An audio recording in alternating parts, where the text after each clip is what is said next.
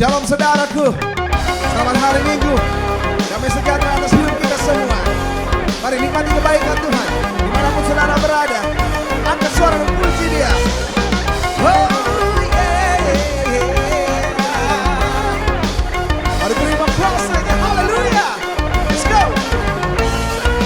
Kami yang telah ditebus dengan darah yang kudus, mengangkat pujian bagimu. Oh yeah, kami baik kudusmu sebagai bukti karyamu, nyatakan kau besar dan hidup. Shalom, Bapak Ibu, saudara sekalian yang dikasihi oleh Tuhan.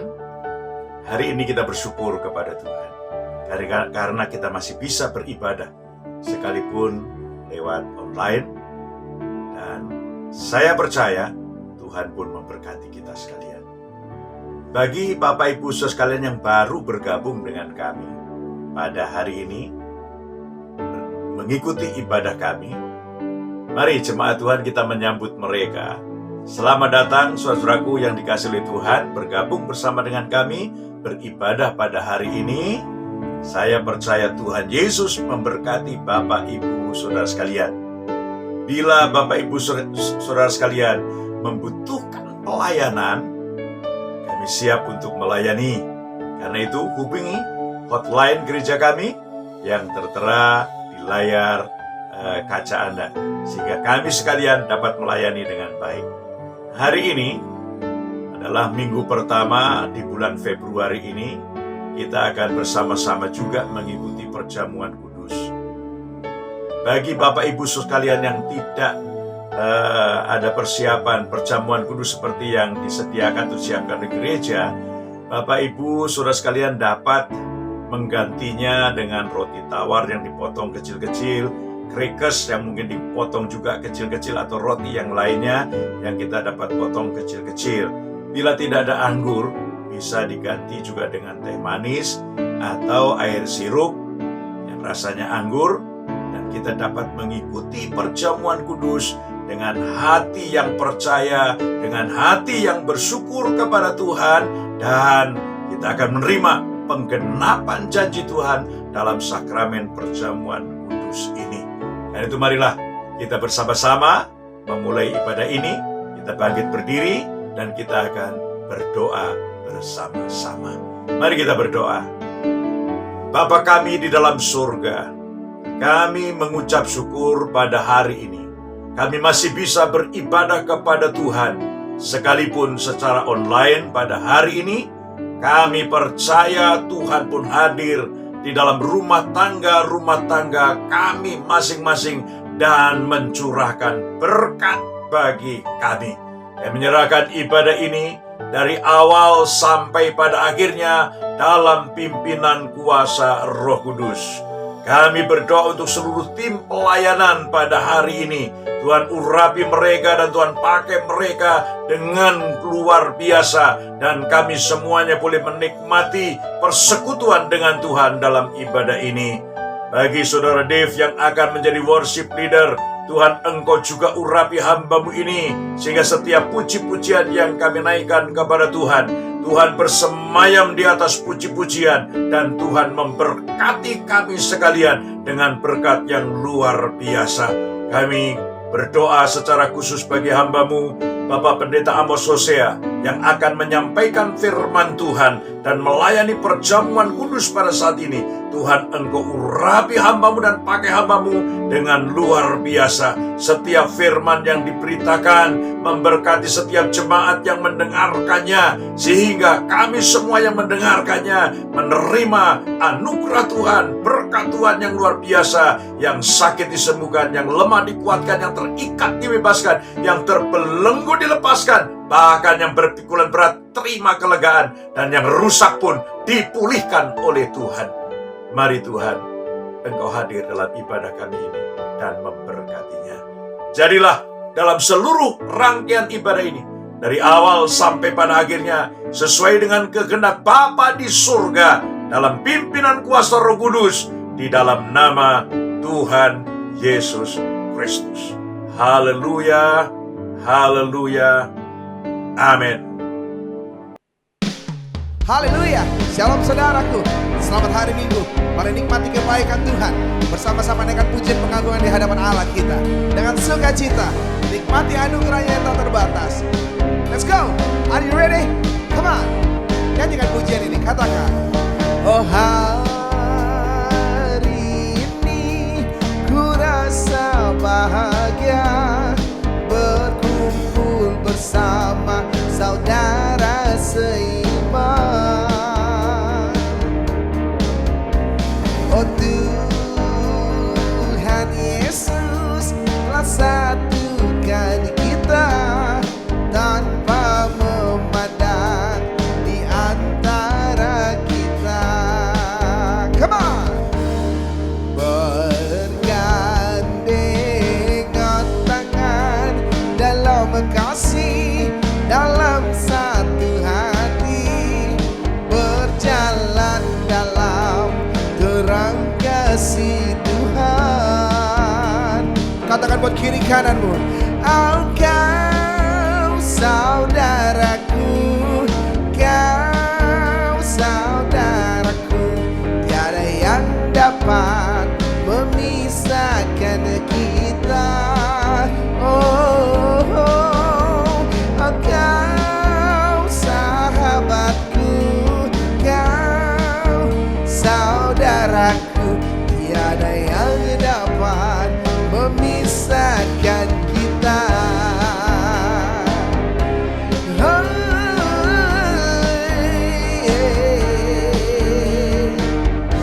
Naikkan pujian ini dengan sukacita. Come on. Are you ready, church? Come on, let's go. Katakan, hari ini ku rasa bahagia. Oh hari ini ku rasa bahagia berkumpul bersama saudara seiman.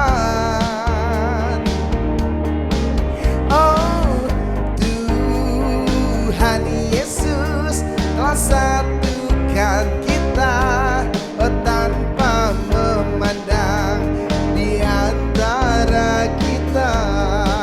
Mari pegang tangan kiri kanan, katakan, bergandengan tangan dalam kasih, dalam satu hati, berjalan dalam terang kasih Tuhan. Oh, kau sahabatku, kau saudaraku, tiada yang dapat memisahkan kita.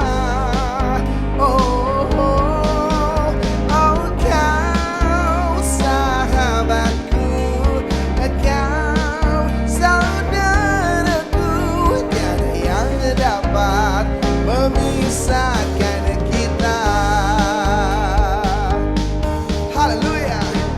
Bertemu dalam kasih-Nya, berjumpa dalam anugerah-Nya, bersukacita semua di dalam rumah Tuhan. Katakan, bertemu dalam kasih-Nya, berkumpul dalam anugerah-Nya, bersukacita semua di dalam rumah Tuhan.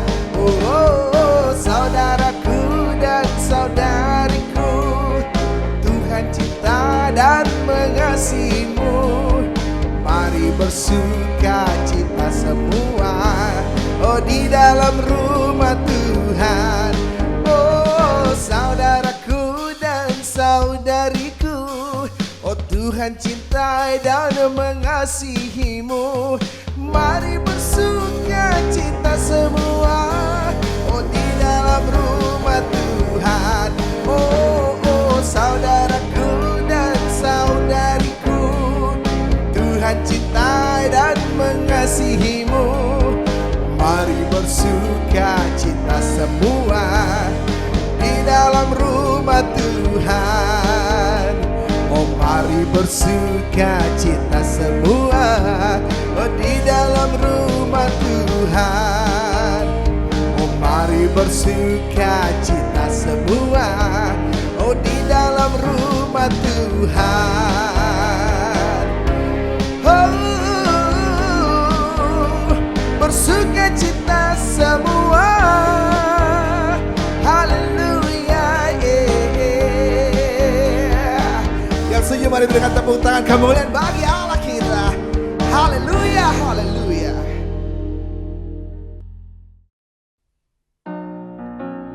Kami mau hidup di dalam kebenaran-Mu Bapa. Kamu mau hidup seturut dengan kehendak-Mu. Engkau ada di dalam kami, dan kami milik-Mu sepenuhnya. Kami mengasihi Engkau Bapa dengan segenap hati kami, dengan segenap jiwa kami. Engkau segalanya bagi kami. Mari saudaraku, dengan pujian ini bersama dengan ucapan syukur, sama-sama katakan.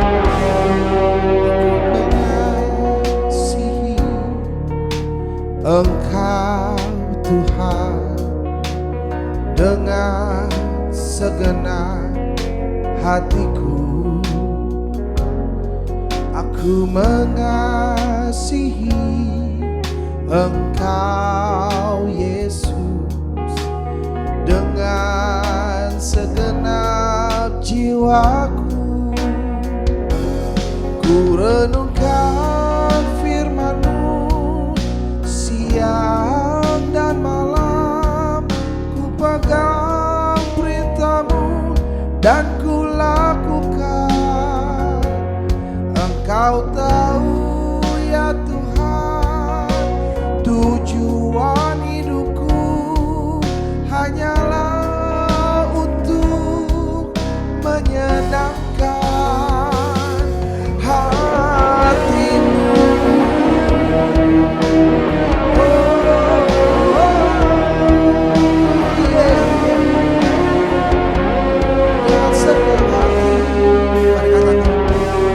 Aku mengasihi Engkau Tuhan dengan segenap hatiku. Aku mengasihi Engkau Yesus dengan segenap jiwaku. Renungkan firman-Mu siang dan malam, ku pegang perintah-Mu dan ku lakukan. Engkau tahu ya Tuhan, tujuan hidupku hanyalah untuk menyenangkan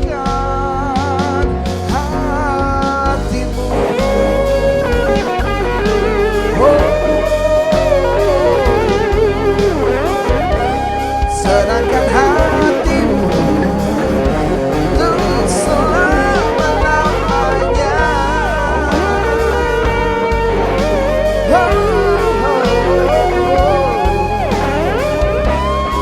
Thank you Lord, thank you Jesus. Angkat tanganmu dan sama-sama katakan. Ku renungkan firman-Mu siang dan malam, ku pegang perintah-Mu dan ku lakukan. Engkau tahu ya Tuhan, tujuan hidupku hanyalah untuk menyenangkan. Ku renungkan firman-Mu siang dan malam, ku pegang perintah-Mu dan ku lakukan.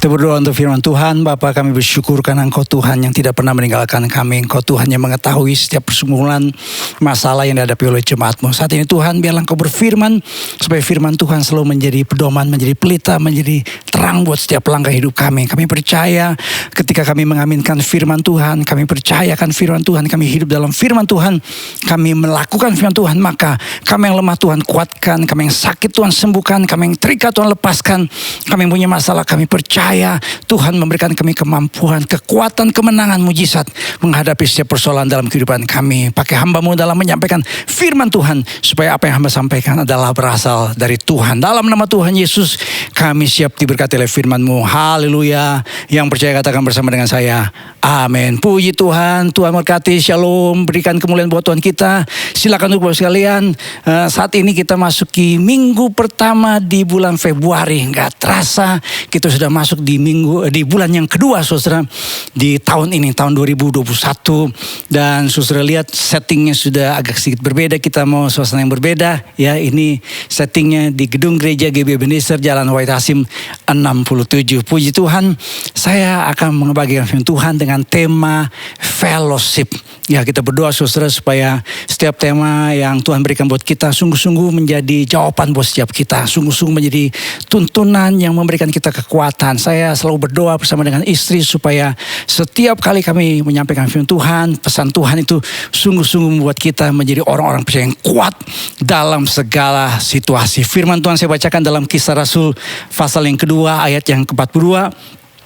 Kisah Rasul pasal 2 ayat 42 sampai dengan ayat yang ke-45 yang berkata, mereka bertekun dalam pengajaran rasul-rasul dan dalam persekutuan mereka selalu berkumpul untuk memecahkan roti dan berdoa. Maka ketakutanlah mereka semua, sedang rasul-rasul itu mengadakan banyak mujizat dan tanda. Ayat 44 berkata, dan semua orang yang telah menjadi percaya tetap bersatu, dan segala kepunyaan mereka adalah kepunyaan bersama, dan selalu ada dari mereka yang menjual harta miliknya lalu membagi-bagiannya kepada semua orang sesuai dengan keperluan masing-masing. Yang berbahagia adalah kita yang mendengar firman dan menyimpan firman itu dalam kehidupan kita sehari-hari. Saya membaca dalam sejarah gereja. Kenapa saya selalu saudara suka membagikan tentang sejarah gereja? Karena kita tahu saudara, perjalanan rohani gereja Tuhan sampai hari ini itu kan ada sejarah yang luar biasa. Ketika saya membaca sejarah gereja, ternyata seringkali gerakan rohani, movement dalam bahasa Inggrisnya, denominasi, aliran gereja, gereja-gereja yang ada sampai hari ini, itu semua dari small fellowship, dari persekutuan yang kecil. Contohnya sejarah gereja Metodis. Sejarah gereja Metodis itu dimulai dari sekelompok orang-orang muda, mahasiswa.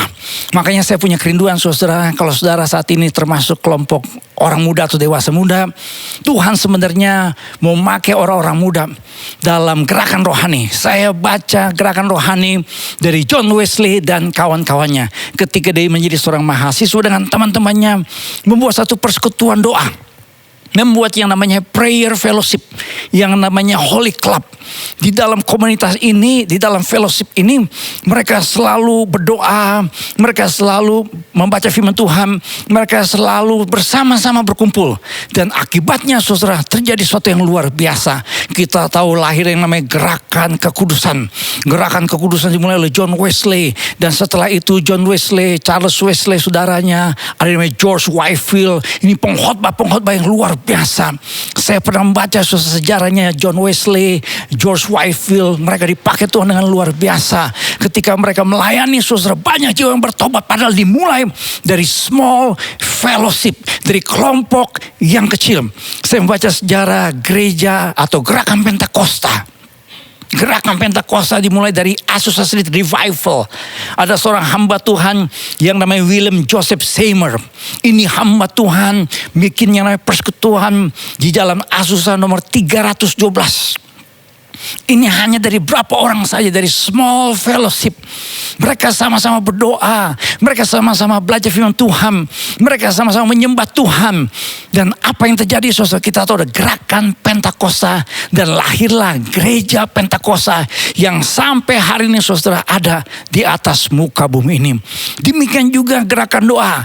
Ada yang dilakukan di Afrika Selatan. Seorang hamba Tuhan namanya Michael Cassidy memulai satu gerakan doa. Karena mereka menghadapi masalah yang besar. Waktu itu saudara mungkin pernah mendengar cerita yang namanya Afrika Selatan dikuasai oleh yang namanya paham apartheid. Jadi dulu gereja saudara tahu pada zaman itu dibagi warnanya. Ya, jadi gereja itu ada gereja kulit putih, kulit hitam, dan kulit berwarna. Ya, gereja nano-nano. Nah, kalau kita termasuk mungkin gereja nano-nano, ya, gereja kulit berwarna macam-macam, ya. Saudara, tetapi dulu ketika ada pemimpin orang kulit hitam, ya, saudara pasti pernah mendengar namanya Nelson Mandela, akan muncul dihalang-halangi oleh yang namanya kelompok-kelompok elit politik pada zaman itu. Tetapi gerakan doa yang dipimpin oleh Michael Cassidy menjadi semacam kayak snowball yang mengubah peta politik di Afrika Selatan dari satu persekutuan yang akhirnya sampai puluhan ribu berdoa bersama-sama. Demikian juga persoalan doa dari 4 gereja di Jerman. Mereka berdoa untuk satu gerakan rohani. Dan apa yang terjadi saudara? Tuhan mengubah peta politik di Jerman. Dulu ada Jerman Barat, Jerman Timur. Tetapi sudah tahu akhirnya tembok Berlin rubuh. Kenapa? Karena ada 4 gereja selalu bersekutu berdoa bersama-sama. Dan terjadilah sebuah gerakan rohani yang luar biasa. Sebenarnya saudara kita tidak heran dengan berbagai macam gerakan rohani yang pernah terjadi. Karena kalau saudara baca dalam Kisah Para Rasul, sebenarnya gereja Tuhan itu dimulai dari kelompok kecil. Kalau saudara baca dalam Alkitab dari Injil-Injil, Tuhan Yesus hanya punya 12 murid. Katanya dari 12 murid ada 70 murid. Dari 70 murid ada 110 murid yang berdoa pada hari Pentakosta di loteng Yerusalem. Tetapi pengaruh persekutuan doa gereja Yerusalem, saya pakai istilah Sondo, gereja Yerusalem itu menggelinding dari Yerusalem, Yudea, Samaria sampai ujung bumi dan sampai hari ini saudara. Jadi kalau saya bicara tentang Christian fellowship, persekutuan orang-orang percaya itu sesuatu yang luar biasa. Ini bukan persekutuan yang sama. Ya kita tahu ada yang namanya kumpulan-kumpulan persekutuan ya, yang namanya ibu-ibu punya kumpulan arisan, bapak-bapak punya kumpulan sepeda, golf, hobi, anak-anak muda juga punya kumpulan, punya geng gitu ya. Tetapi apa bedanya fellowship dalam Kristus Yesus dan bagaimana membangun fellowship di dalam gereja? Apa bedanya fellowship di dalam gereja? Apa bedanya fellowship orang-orang percaya? Apa bedanya fellowship dalam keluarga Kristen dengan fellowship yang di luar gereja? Saya menemukan 2 hal saudara berdasarkan firman Tuhan. Yang pertama, persekutuan orang-orang yang disebut sebagai persekutuan gereja Tuhan adalah orang-orang yang percaya kepada Yesus Kristus. Saya ulangi lagi, persekutuan kita harus dibangun di atas dasar orang-orang yang telah bertobat dan percaya kepada Yesus Kristus sebagai Tuhan dan Juru Selamat dalam hidupnya. Di dalam Kisah Rasul 2 ayat 42 dikatakan mereka bertekun dalam pengajaran Rasul-Rasul dalam persekutuan. Dan mereka selalu berkumpul untuk memecahkan roti dan berdoa. Siapa orang-orang yang berkumpul ini? Siapa orang-orang yang berfellowship ini? Ternyata dalam ayat 41 dikatakan orang-orang yang menerima perkataannya itu, yang memberi diri dibaptis. Dan dikatakan saudara, ketika itu persekutuan gereja Yerusalem sudah bertambah dari 120 jadi 3.000 jiwa. Kalau kita ditanya apa itu gereja? Apa yang namanya gereja? Seringkali saudara, gereja digambarkan sebagai sebuah gedung. Makanya sekarang saudara ketika ibadah online banyak yang berkata, Pak kita pengen gereja on-site, kita pengen ibadah on-site. Apa itu gereja? The church is not a building, not an institution, not an organization, not a denomination. The church is always people. People that believe in Jesus Christ and are born again. Ini adalah gereja.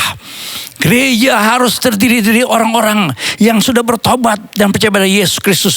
Yang dimulai dari orang-orang yang mendengar Injil Yesus Kristus. Kalau kita baca dalam Kisah Rasul 2 ayat yang ke-37. Ketika mereka mendengar hal itu. Apa yang dimaksud dengan hal itu? Itu khotbahnya Rasul Petrus. Sekali Petrus khotbah 3.000 orang yang bertobat. Sekarang saya suka katakan 3.000 kali khotbah, 1 yang bertobat. Kenapa saudara? Karena sekarang banyak mimbar gereja tidak lagi mengkhotbahkan kebenaran firman Tuhan. Seringkali saudara orang tidak bisa bedakan mana khotbah, mana yang namanya motivasi atau ceramah motivasi. Beda antara preacher dengan motivator. Saya selalu mengatakan saudara yang namanya gereja Tuhan harus beritakan Injil Yesus Kristus. Karena kenapa pada hari Pentakosta Petrus mengkhotbahkan 3 hal kebenaran tentang peristiwa Pentakosta yang terjadi. Yang pertama dia mengatakan ini penggenapan firman Tuhan. Yang kedua, Yesus adalah Mesias yang bangkit. Yang ketiga, Yesus adalah Mesias yang naik ke sorga. Dasar gereja Tuhan dibangun dari persekutuan orang-orang yang telah bertobat dan percaya pada Yesus Kristus sebagai Tuhan dan Juru Selamat dalam kehidupan pribadi. Saudara-saudara, baru-baru ini geger di Amerika Serikat. Karena kenapa? Seperti mungkin sudah pernah tahu ya, kita nggak tahu persis tradisi Kongres di Amerika Serikat.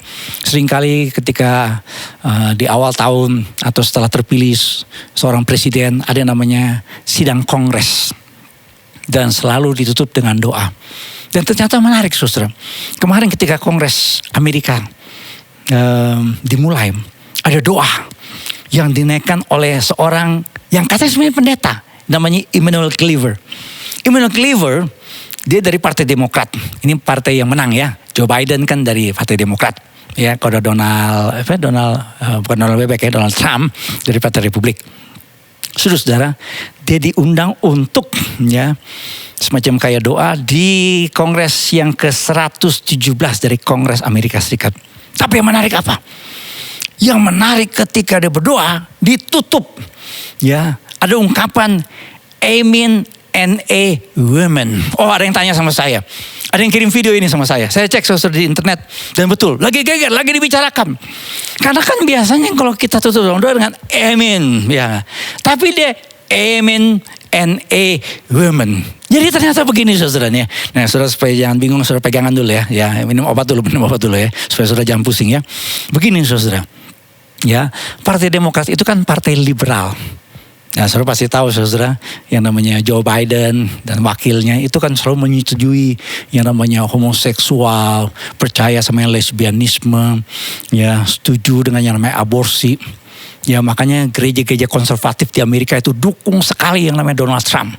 Karena Partai Republik itu partai konservatif yang selalu memegang prinsip-prinsip nilai-nilai Amerika yang dibangun atas dasar Alkitab sebenarnya. Saudara, saya pernah mengkhotbahkan ini. Ya, minggu lalu saya singgung ini saudara, soal Amerika dibangun dengan dasar kebenaran firman Tuhan. Tetapi saudara, Partai Demokrat ini partai liberal. Jadi mereka menyetujui homoseksual dan lesbianisme. Nah, ini pendeta. Saya nggak tahu ini pendeta beneran.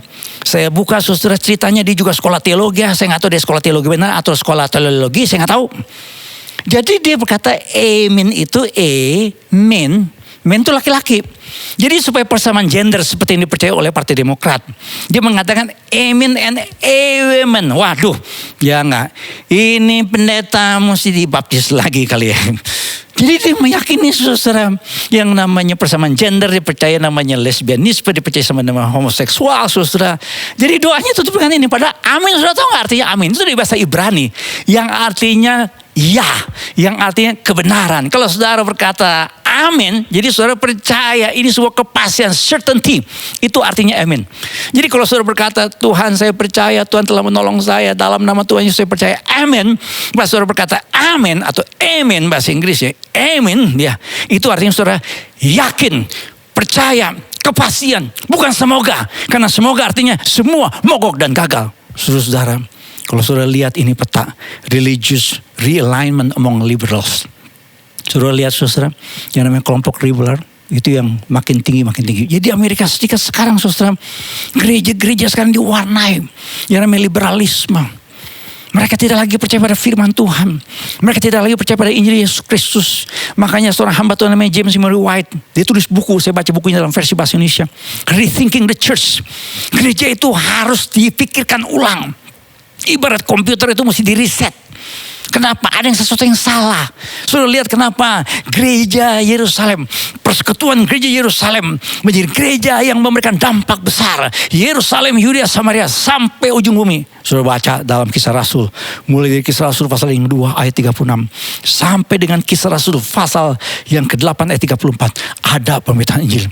Bahkan kalau sudah lihat lagi dalam Kisah Rasul 9 ayat 17 sampai dengan Kisah Rasul pasal 28 ayat yang ke-31, pemberitaan Injil mewarnai dari Kisah para Rasul pasal yang kedua sampai dengan Kisah Rasul pasal yang terakhir, pasal 28. Dulu Amerika Serikat saudara punya pengkhotbah yang luar biasa. Di abad 19 ada yang namanya Dwight L. Moody. Di abad 20 ada yang namanya Billy Graham. Dwight L. Moody itu abad 19 ya. Ya, abad 18 ada yang namanya John Wesley, Charles Finney. Ini pengkhotbah yang memberikan dasar buat gereja Tuhan yang dibangun atas dasar persekutuan orang-orang percaya pada Injil Yesus Kristus. Kami berkomitmen, mimbar gereja GB Ebenezer berkomitmen untuk selalu memberitakan firman Tuhan. Kalau ada hamba Tuhan yang tidak beritakan firman Tuhan, maka jangan kaget kalau jemaat berkata, salibkan dia, turunkan dia. Kenapa saudara? Karena gereja dibangun atas persekutuan orang-orang yang percaya kepada Injil Yesus Kristus yang diberitakan dalam kuasa Roh Kudus. Karena dalam Kisah Rasul pasal yang kedua ayat yang ke-37 saudara, hati mereka dijamah oleh kuasa Roh Kudus ketika mereka mendengar Injil Yesus Kristus yang disampaikan oleh Rasul Petrus. Hati mereka sangat terharu. Dalam terjemahan lain diterjemahkan hati mereka sangat gelisah. Karena kalau sudah baca dalam Yohanes 16 ayat yang ke-8, dan kalau ia datang ia akan menginsafkan. Kata Yunani itu artinya membongkar fakta-fakta. Menginsafkan, membongkar fakta-fakta akan dosa, kebenaran dan penghakiman. Jadi orang-orang yang disebut persekutuan sebagai orang-orang percaya, orang-orang yang pernah dijamah oleh kuasa Roh Kudus. Kalau sudah baca dalam sejarah gereja ada seorang yang namanya Agustinus. Ini seorang bapak gereja, ini orang yang jenius. Orang yang pemikirannya, filosofinya, ya, filsafat berpikirnya itu luar biasa. Dia bertobat saudara, karena ada doa seorang ibu. Nah ibunya yang namanya Monik, yang kita panggil Cimonik di gereja. Jadi ibunya namanya Monika tuh berdoa. Karena yang namanya Agustinus itu hidup ya dengan seorang wanita tanpa nikah sampai punya anak di luar pernikahan. Tapi ibunya berdoa selama 12 tahun kalau tidak salah. 12 tahun yang membuat Agustinus bertobat. Kenapa? Karena dia lewat di sebuah taman, ada seorang anak suruh dia baca, anak kecil suruh dia baca. Suruh baca apa? Alkitab. Dan ketika dia buka Alkitab ketemu ayat Roma 13:14 yang membuat dia bertobat. Karena kalau pendeta yang suruh Agustinus bertobat pasti didebat. Karena dia seorang ahli filsafat. Saudara, seorang anak kecil dipakai Tuhan. Suruh dia baca Alkitab. Dan ketika dia baca ayat ini saudara, kuasa Roh Kudus menjamah hatinya. Dan dia menulis sebuah buku yang berjudul Confessions. Ini menjadi sebuah buku yang bertahun-tahun saudara sampai hari ini diterjemahkan ke banyak bahasa dunia. Yang menceritakan bahwa orang yang sungguh-sungguh dipakai Tuhan, orang yang sungguh-sungguh menyerahkan hidupnya kepada Tuhan harus diinsafkan oleh Roh Kudus. Untuk apa? Untuk mengakui dosa-dosanya. Diinsafkan akan dosa, kebenaran dan penghakiman. Dan kalau orang sudah dengar Injil Yesus Kristus diinsafkan oleh kuasa Roh Kudus, maka harus ada tindakan pertobatan. Karena orang-orang ini bertanya, apakah yang harus kami perbuat, saudara? Mereka bertanya pada Petrus dan rasul-rasul yang lain. Dan Petrus menjawab kepada mereka, orang-orang ini, bertobatlah dan hendaklah kau masing-masing memberi dirimu dibaptis dalam nama Yesus Kristus oleh karena pengampunan dosamu. Maka kamu akan menerima karunia Roh Kudus. Jadi kalau orang dibaptis itu tandanya adalah orang yang sudah bertobat dan terima Tuhan Yesus. Buat saudara yang belum dibaptis, tapi saudara berkata, saya sudah bertobat dan terima Tuhan Yesus sebagai Tuhan dan Juru Selamat dalam hidup saudara, saudara harus dibaptis. Itu artinya apa? Itu tanda bahwa saudara telah mati terhadap dosa dan saudara hidup dalam Kristus Yesus. Saudara, orang-orang yang disebut sebagai persekutuan, orang-orang percaya adalah orang-orang yang telah bertobat dan percaya kepada Tuhan Yesus Kristus. Persekutuan gereja Yerusalem dibangun atas dasar orang-orang yang sudah bertobat dan percaya Tuhan Yesus. Saudara lihat ini gambarnya. Ini orang-orang yang sudah bertobat. Turn from sin, Satan and death. Ya, jadi pertobatan itu saudara, saya selalu gambarkan berbalik 180 derajat.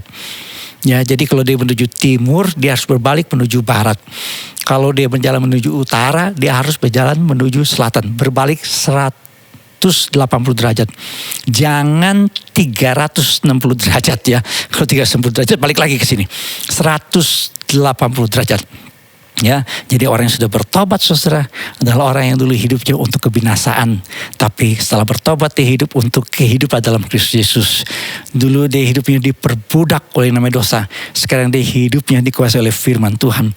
Kalau dia dulu hidupnya penuh dengan segala macam kuasa gelapan, percaya sama ramalan, ya ini sedikit lagi sinciah ya, orang kadang-kadang orang percaya ada boksu, ini amsyong nih tahun nih, karena ini tahun kebo, betul ya, ini tahun kebo ya, saya nggak tahu ya.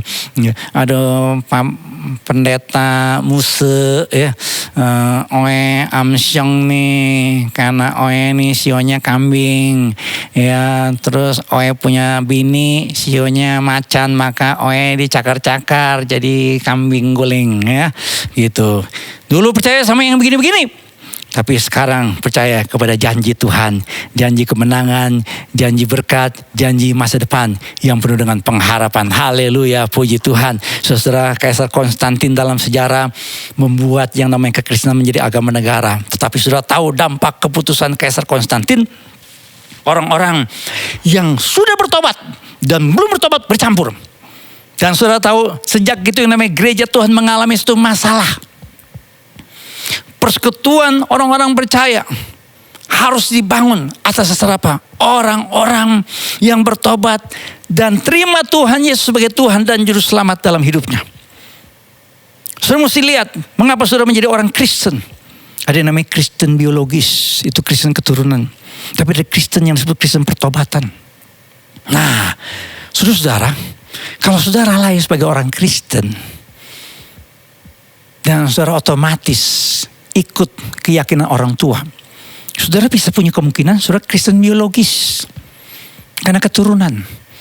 Ya, orang Batak bilang kan opungku di kampung, ya enggak, sintua, ya. Karena papaku pendeta, jadi saya Kristen. Saudara harus punya pengalaman pertobatan, harus punya pengalaman. Saudara, gereja Tuhan harus dibangun atas dasar persekutuan orang-orang yang telah bertobat dan percaya Tuhan Yesus sungguh-sungguh sebagai Tuhan dan Juru Selamat dalam kehidupan mereka. Saya mau cerita sedikit kebanggaan rohani yang terjadi di Semarang tahun 1979. Tadi saya sudah singgung di awal khotbah saya. Yang namanya gerakan kekudusan, gerakan Pentakosta, yang namanya gerakan doa di Afrika Selatan, gerakan doa di Jerman, yang memberikan pengaruh besar yang luar biasa. Di Semarang juga demikian. Ada kelompok orang-orang muda. Sekali lagi orang-orang muda yang people. Ini orang-orang muda yang dimotori, saudara pasti pernah dengar ya. Ya, Pastor Billy Sindoro, Pastor Jimmy Untoro.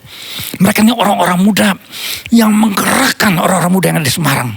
Mereka dulu bikin satu persatuan doa di keluarganya Pak Billy Sindoro di Jalan Kapuran 45. Ini saya baca ya, ada yang mengulas tentang kehidupan rohani yang terjadi di Semarang tahun 1979 dan seterusnya.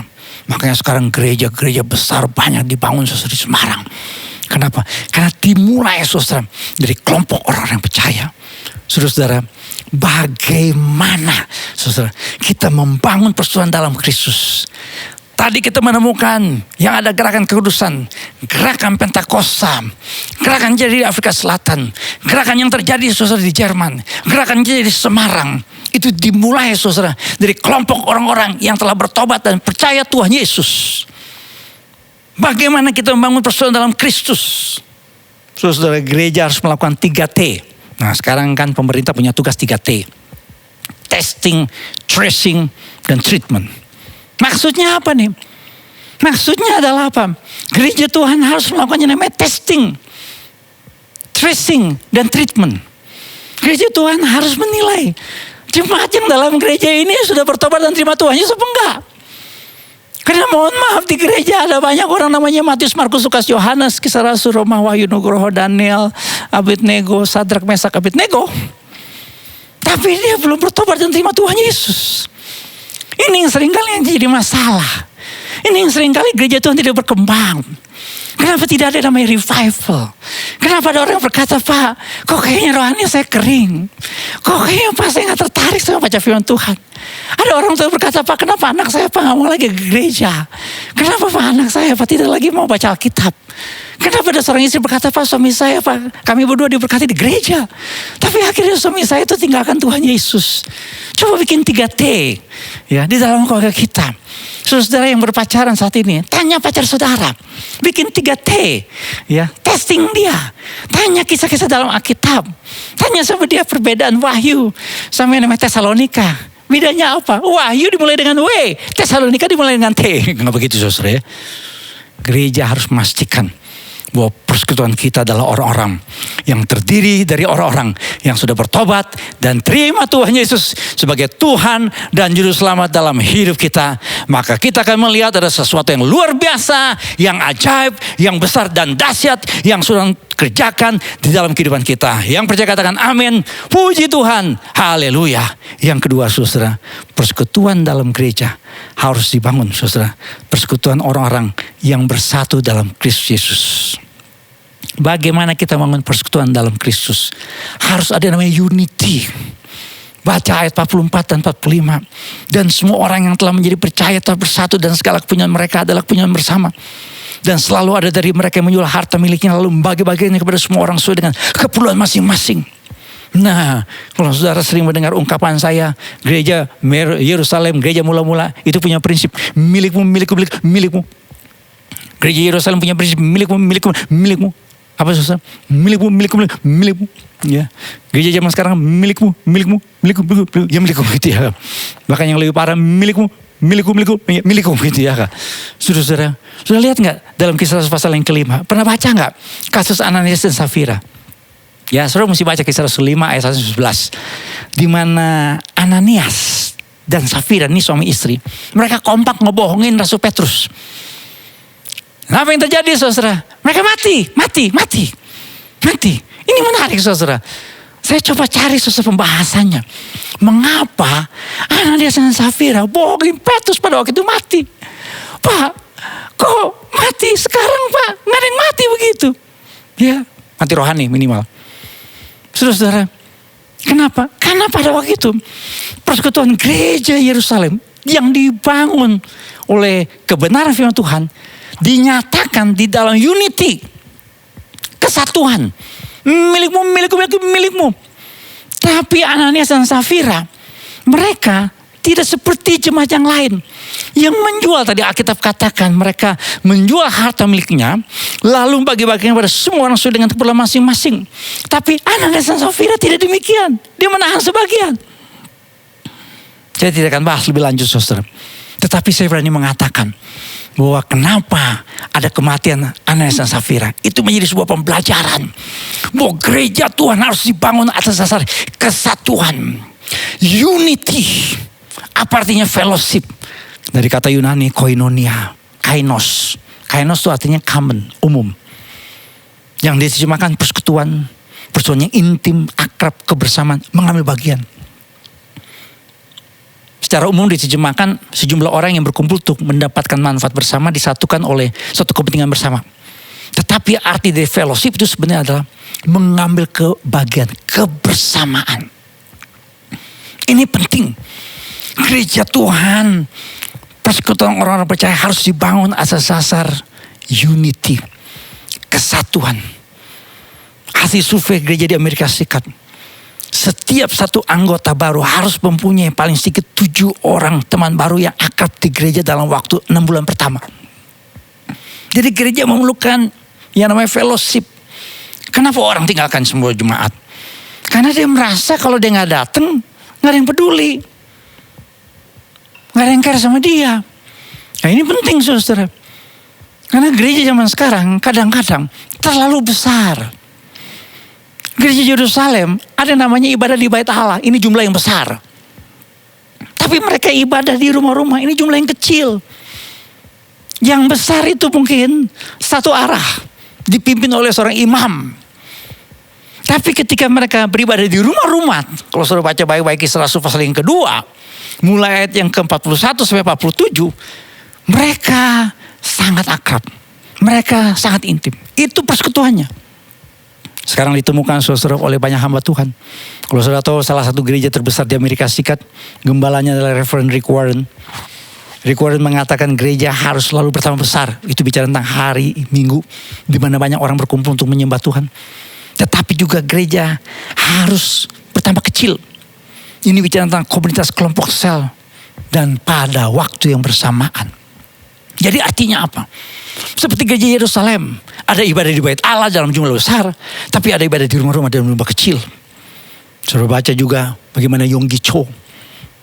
Ini gereja lokal yang terbesar di dunia sempat beberapa tahun yang lalu. Dia berkata gereja kami menjadi gereja terbesar. Tapi gereja di mana dia gembalakan menjadi gereja terkecil di dunia. Maksudnya apa? Dia punya komunitas kecil-kecil. Komunitas sel. Komsel. Ya apa namanya? Sel group. Ini komunitas yang harus ada dalam gereja. Karena ketika kecil jadi akrab. Dan ketika ada namanya keakraban, ada namanya kesatuan.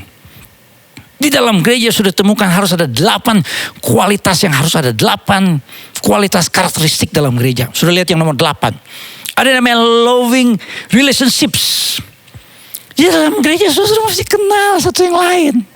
Tapi kan kalau gereja udah ada 150, 200, 300, 400, 500. Apalagi ada gereja-gereja yang sudah di atas 1000, 2000 mega church kita sebut. Sudah gak bisa kenal satu sama lain. Saya aja kadang-kadang begitu saudara. Aduh ini siapa ya? Aduh ini siapa nih jemaat ini? Ya, saya pernah saudara ke mall atau ada yang panggil saya. Pak Gembala. Aduh. Pak Gembala, ini siapa ya? Aduh, untung saya pendeta SA, so akrab. Langsung saya, ya. Padahal mikir, ini siapa? Gitu. Saudara, makanya orang-orang percaya di Yerusalem, mereka punya namanya satu kebersamaan, satu keakraban. Mereka punya namanya unity dalamnya. Orang-orang percaya di Yerusalem, kalau sudah lihat, ketika mereka punya unity yang luar biasa. Ini dia berkatnya, ini berkatnya. Kenapa orang-orang percaya harus dibangun atas satu unity in Christ. Kesatuan dalam Yesus Kristus. Dikatakan dalam Kisah 1:14 saudara. Ketika mereka bertekun dengan sehati dalam doa bersama-sama. Itu Kisah 1 ayat yang ke-14. Kisah 2 ayat yang ke-4 saudara. Mereka mengalami kepenuhan Roh Kudus. Mereka mengalami kuasa Tuhan yang luar biasa. Saudara baca dalam Kisah 4 ayat 31. Ketika mereka bersehati di dalam doa. Kisah 4 ayat 31. Goyanglah tempat mereka berkumpul itu dan mereka semua penuh dengan Roh Kudus. Karena ayat 32 mengatakan. Adapun kumpulan orang-orang yang telah percaya itu mereka sehati dan sejiwa. Tidak ada seorang pun yang berkata bahwa sesuatu dari kepunyaan adalah miliknya sendiri. Tapi segala sesuatu adalah kepunyaan mereka bersama. Milikmu. Ya gak begitu saudara. Saya baca bukunya Meltari Like a Mighty Wind. Gerakan rohani yang terjadi saudara di Pulau Timor. Sudah tahu bagaimana ini terjadi. Karena orang-orang percaya.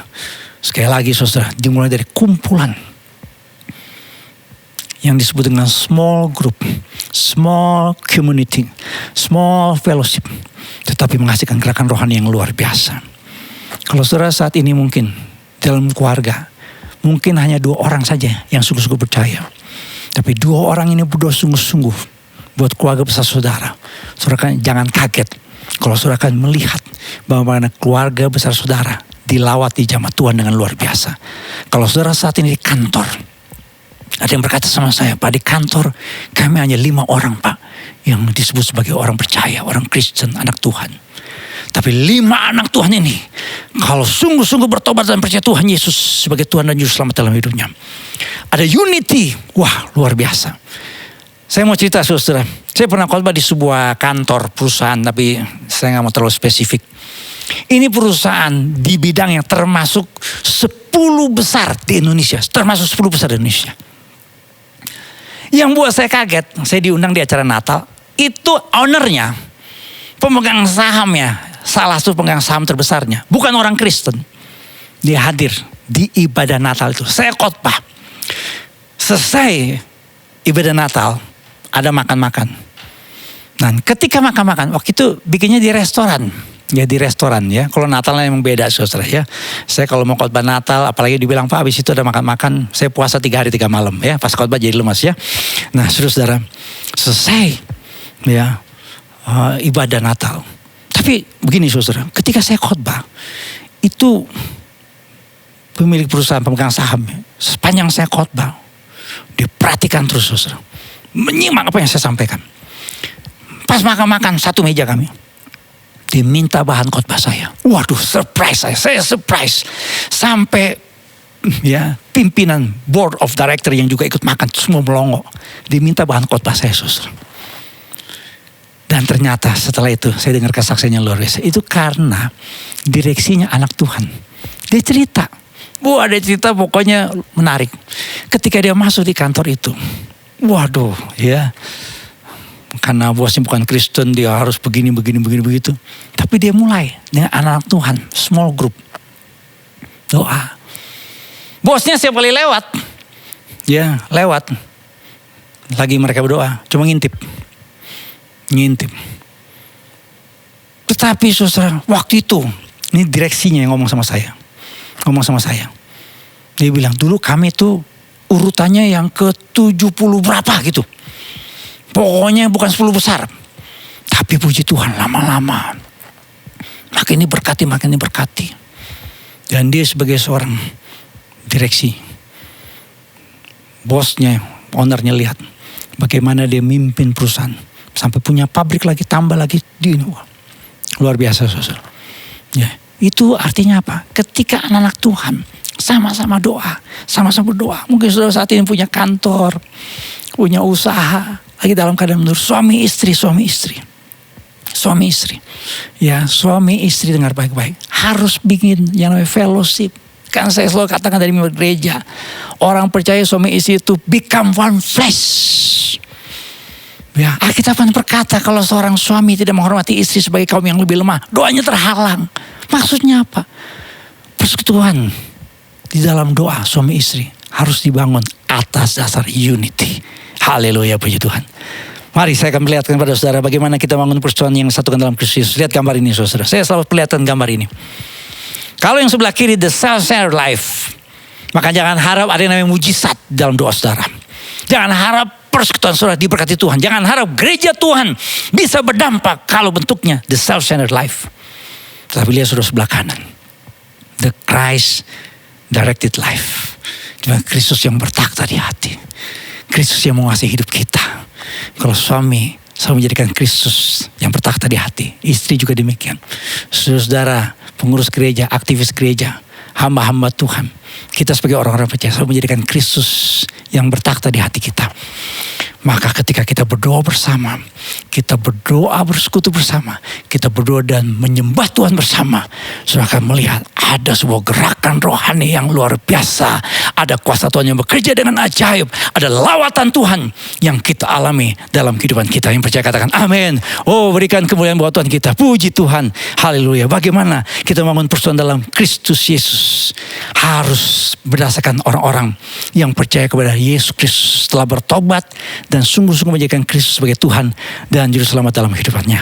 Yang kedua, harus punya persekutuan orang-orang yang dipersatukan dalam Kristus Yesus, yang menjadikan Yesus Kristus sebagai Tuhan, penguasa tunggal dalam hidupnya. Maka kita akan melihat ada berkat Tuhan yang Tuhan curahkan dalam kehidupan kita. Yang percaya katakan amin. Berikan kemuliaan buat Tuhan kita. Puji Tuhan. Haleluya. Mari saudara kita berdiri bersama, kita persiapkan hati kita.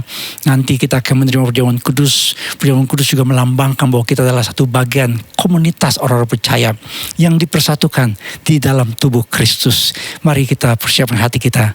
Mari kita angkat doa bersama dalam doa, dan setelah itu kita angkat pujian.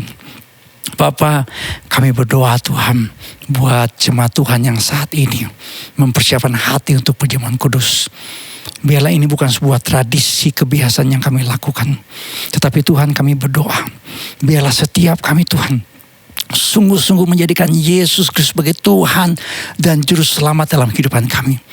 Kalau ada di antara kami yang saat ini mengikuti ibadah, belum sungguh-sungguh menjadikan Yesus Kristus sebagai Tuhan dan Juru Selamat dalam hidupnya, belum sungguh-sungguh bertobat dan terima Tuhan Yesus sebagai Tuhan dan Juru Selamat dalam hidupnya, hamba berdoa Tuhan supaya Roh Kudus menginsafkan kami akan dosa, kebenaran dan penghakiman. Biarlah setiap kami Tuhan dengan rendah hati dan sungguh-sungguh bertobat dan berkata, Tuhan Yesus, mari Engkau menguduskan hatiku menjadi Tuhan dan penguasa tunggal dalam hidupku. Hamba berdoa Tuhan buat setiap suami, buat istri, buat orang tua, buat orang-orang muda, buat setiap jemaat Tuhan yang mengikuti ibadah ini Tuhan. Kami menjadi orang-orang yang dipersekutukan, yang disatukan, hidup dalam unity dalam Kristus Yesus. Hamba berdoa kalau ada keluarga-keluarga rumah tangga yang saat ini sedang mengalami pergumulan, biarlah suami istri, orang tua dan anak memiliki unity dalam doa, unity dalam persekutuan, unity dalam fellowship, sehingga kami boleh mengalami pemulihan dalam keluarga. Kalau ada di antara kami yang usahanya, pekerjaannya mengalami kemandekan, kemacetan, mengalami problem yang serius, biarlah kami sebagai anak-anak Tuhan berdoa untuk pekerjaan kami, untuk perusahaan di mana kami bekerja, untuk kantor kami, untuk profesi pekerjaan kami, dan kami percaya ada lawatan Tuhan yang pasti kami alami. Kami Tuhan berdoa juga untuk gereja Tuhan. Kalau mungkin juga saat ini gereja di mana kami bersekutu, gereja di mana kami beribadah, ada masalah, ada pergumulan, komunitas sel kami, mungkin EFF kami, Ebenezer Family saat ini dalam pergumulan, dalam masalah. Biarlah kami dalam komunitas sel EAF, kami berdoa bersama-sama supaya setiap anggota sel boleh mengalami lawatan Tuhan, boleh mengalami pemulihan dari Tuhan, dan kesembuhan mujizat kami alami. Terima kasih Bapa, kami persiapkan hati kami untuk menerima perjamuan kudus dalam ibadah pada saatnya. Dalam nama Tuhan Yesus Kristus kami berdoa dan percaya. Yang percaya katakan bersama dengan saya, amin. Mari kita persiapkan hati kita, kita angkat pujian oleh kuasa darah-Mu. Mari makin berdiri bersama saudaraku. Angkat suara mendengar pujian ini, katakan, oleh kuasa darah-Mu Kau telah tebus dosaku, kekudusan-Mu melingkupiku, kasih-Mu mengalir memulihkan hidupku. Sungguh besar anugerah-Mu, Kau selamatkan hidupku. Ku menjadi ciptaan yang baru oleh kuasa darah-Mu, oleh kuasa darah-Mu Kau telah tebus dosaku, kekudusan-Mu melingkupiku, kasih-Mu mengalir memulihkan hidupku. Sungguh besar anugerah-Mu, Kau selamatkan hidupku. Ku menjadi ciptaan yang baru oleh kuasa darah-Mu. Ku menjadi ciptaan yang baru oleh kuasa darah-Mu. Ku menjadi ciptaan yang baru oleh kuasa darah-Mu. Oh, ku menjadi ciptaan yang baru. Kami bersyukur, bersyukur. Sungguh terima kasih Yesusku buat pengorbanan-Mu, oh buat kebaikan-Mu. Thank you Lord. Naikkan ucapan syukur-Mu di hadapannya. Oh katakan terima kasih Bapa. Oh terima kasih Roh Kudus. Terima kasih. Engkau sungguh baik, Engkau sangat baik. Hallelujah. Thank you, Jesus. Oh, yarabashanyarabo. Thank you, Lord.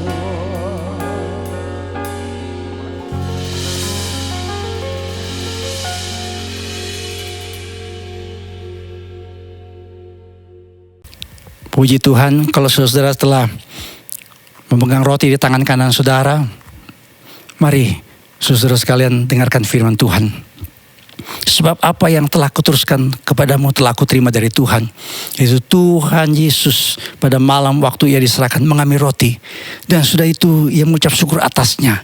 Ia memecah-mecahkannya dan berkata, inilah tubuhku yang diserahkan bagi kamu. Perbuatlah ini menjadi peringatan akan aku. Saudaraku, bukankah ketika kita makan dalam perjamuan kudus ini berarti saudara dan saya kembali menerima anugerah Tuhan, dipersekutukan dengan tubuh Kristus dalam anugerahnya. Saudara percaya, katakan amin. Saudara, apakah saudara percaya karena tubuh Kristus yang terpecah-pecah di atas kayu salib, saudara mendapatkan pengampunan dosa sehingga saudara memiliki hidup yang kekal bersama dengan Dia? Saudara yang percaya, katakan amin. Haleluya. Mari kita mengucap syukur sesaat untuk tubuh Kristus.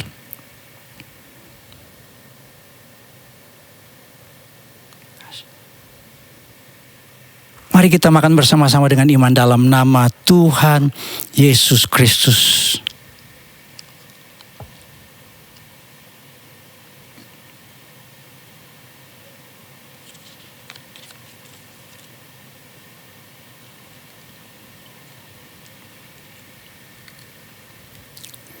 Mari saudara kita angkat cawan di tangan kanan kita dan dengarkanlah firman Tuhan.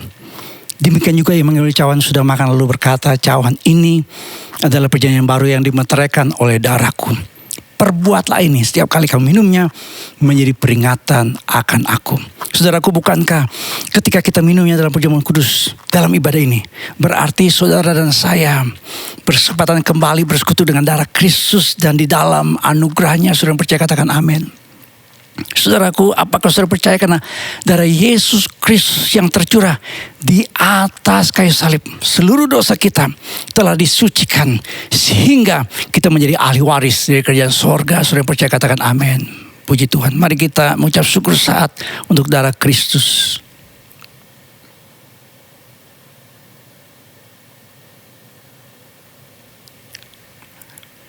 Mari kita minumnya bersama-sama dengan iman dalam nama Tuhan Yesus Kristus.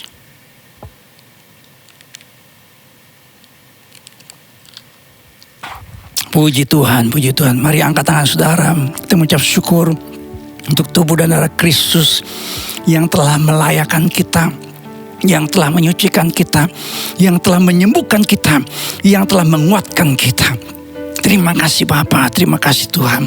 Kami bersyukur oleh karena anugerah dalam Kristus Yesus. Firman Tuhan berkata, karena begitu besar kasih Allah akan dunia ini, sehingga Engkau telah mengaruniakan kepada kami, mengorbankan anakmu yang tunggal Yesus Kristus, supaya kami yang percaya kepada Yesus Kristus, kami tidak binasa, melainkan kami boleh hidup yang kekal. Yang bersyukur Tuhan untuk tubuh dan darah Kristus yang telah menyucikan kami, sehingga kami dipersatukan, dipersekutukan oleh tubuh Kristus Yesus menjadi orang-orang yang percaya. Terima kasih Bapa. Tuhan, kami mau berdoa untuk saudara kami yang sakit, yang dalam pemulihan, yang membutuhkan pekerjaan, yang mulai usaha baru, yang saat ini sedang mengalami isolasi mandiri, yang mungkin terpapar virus corona. Kami berdoa Bapa dalam nama Tuhan Yesus, Tuhan berikan kesembuhan, Tuhan berikan pemulihan, Tuhan berikan keajaiban, Tuhan berikan pertolongan, dan teguhkan iman kami. Kami berdoa Tuhan untuk pemerintah kami Indonesia. Saat ini Tuhan, Engkau memberikan hikmat buat para pemimpin kami. Dan kami mau tetap berkata dengan iman untuk para pemimpin kami. Khusus buat Indonesia. Shalom bagi Indonesia. Shalom bagi Indonesia. Shalom bagi Indonesia. Tetap berdoa untuk para tenaga medis. Tuhan berikan kekuatan, kesembuhan, keajaiban. Berikan Tuhan perlindungan khusus. Terima kasih Bapak. Kami juga akan mengembalikan apa yang menjadi milik Tuhan, ada persembahan persepuluhan, persembahan diakonia, persembahan misi, persembahan pelayanan. Tuhan kuduskan persembahan ini supaya semuanya dipakai bagi hormat dan kemuliaan nama Tuhan. Terima kasih Bapa untuk ibadah di hari Minggu pertama di bulan yang kedua, bulan Februari tahun 2021 ini. Terima kasih Bapa.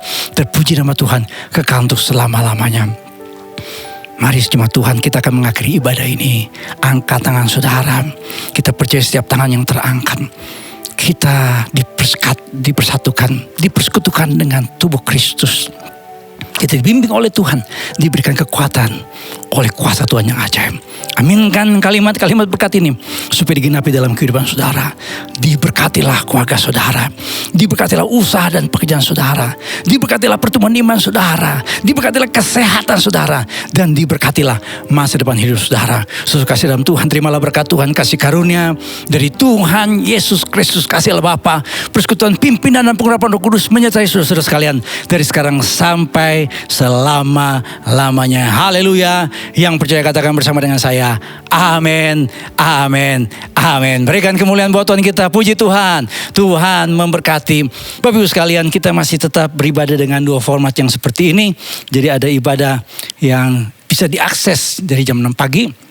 Ini ibadah yang pertama, nanti ada ibadah jam 10 yang disebut ibadah live streaming ya. Jadi saudara ikuti dua ibadah ini. Saya selalu mendorong jemaat Tuhan dalam situasi keadaan di mana kita memerlukan kekuatan dari Tuhan.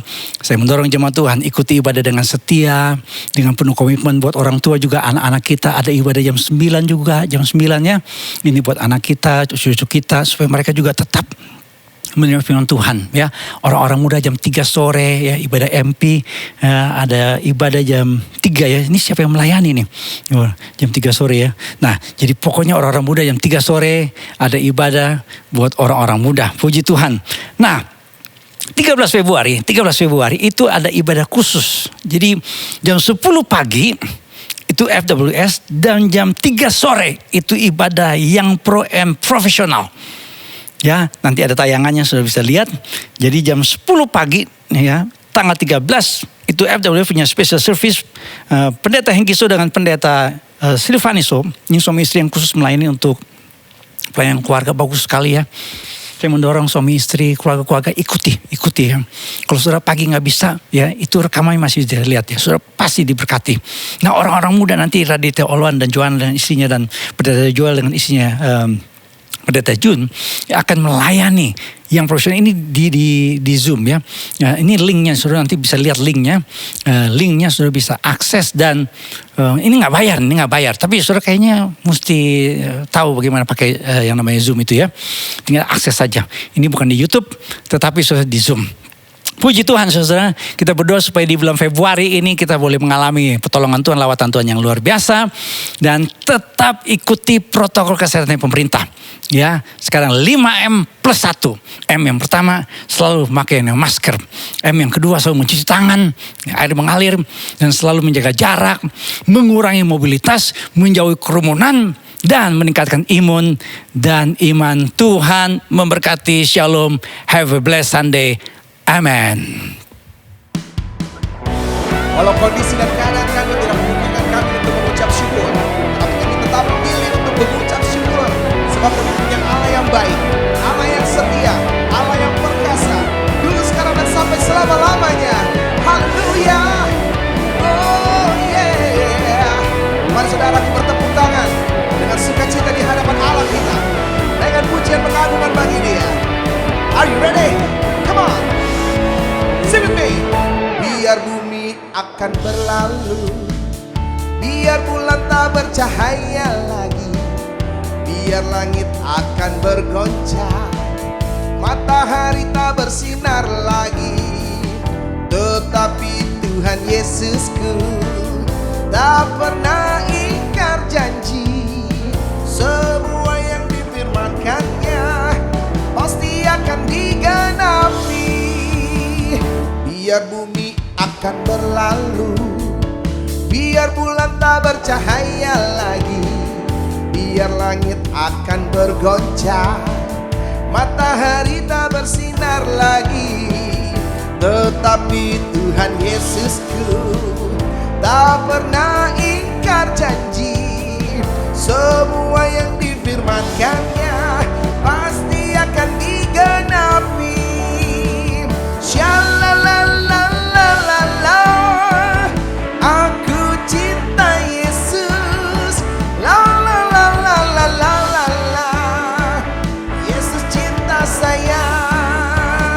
Shalalalalala, aku cinta Yesus. Shalalalalala, Yesus cinta saya. Let's go. Haleluya. Setiap yang dikatakannya, setiap yang difirmankannya, itu akan terjadi dalam hidup saudara dan saya. Haleluya.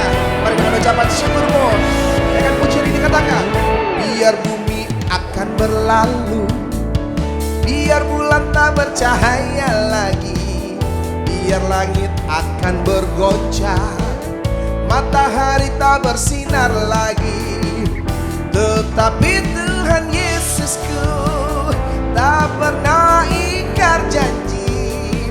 Semua yang difirmankannya pasti akan digenapi.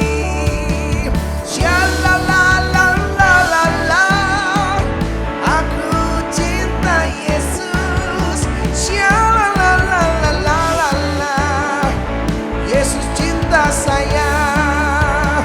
Shalalalalala, aku cinta Yesus. Shalalalalala, Yesus cinta saya. Haleluya. Mari biar musik memuji Tuhan. Haleluya. Kami cinta Kau Yesus lebih dari segalanya.